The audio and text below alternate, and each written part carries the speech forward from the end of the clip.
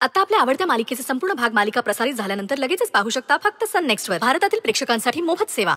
Please please देवा, आमचा plan successful होऊ दे प्लीज.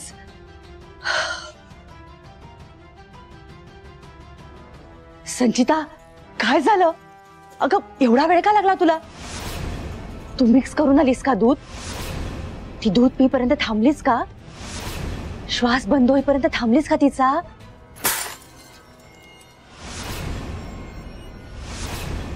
असं काहीच झालेलं नाहीये मामा. ती स्वानंदी पुन्हा वाचली सही सलामत. काय? ती वाचली? कसं काय? अगं मणी आला का? नाही, यावेळी मणी नाही आला. ती वॉर्डन आली, वॉर्डन. मी दूध मिक्स करताना टपकली मध्येच. इतक्या मोठ्याने ओरडली ना, मी दचकले आणि माझ्या हातून ते दूध सांडलं. आणि ते सगळं दूध मला, या संचिताला तिने पुसायला लावलं. मला, या संचिताला. काय सांगतेस? त्या वॉर्डननी तुला दूध पुसायला लावलं? आगाऊ आहे ती वॉर्डन. पण काही बोला संचिता, त्या स्वानंदीच्या आयुष्याची दोरी फार बळकट आहे. किती चेचली ना तरी जीव जात नाही तिचा. काही ना काही होतं आणि ती वाचते. आपलंच नशीब खराब आहे. नाही मामा, विषय आपल्या नशिबाचा नाहीये. विषय त्या वॉर्डनचा वाटेल तेव्हा आपल्या घरात येण्याचा आहे. कोण आहे ती वॉर्डन? कुठल्या हक्काने ती आपल्या या सरपोतदारांच्या घरात येते? स्वतःला मोठी स्वानंदीची आई म्हणवते. तिचा कैवार घेऊन ती आपल्याला नडते. मम्मा, आपल्याला.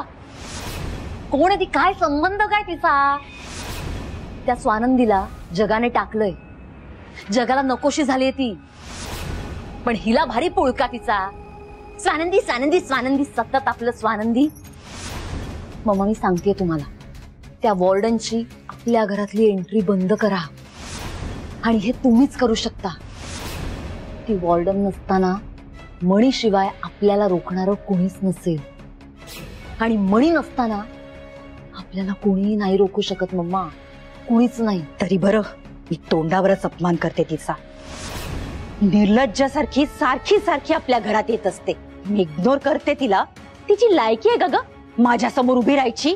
संचिता, मी तुला सांगते, एक किडा घरात आला ना की आणखीन मागोमाग येतात.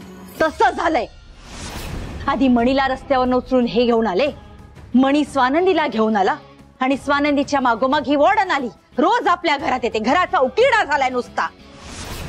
पण आज नाही. हा, आज मी तिला हात धरून घराच्या बाहेर काढणार म्हणजे काढणार.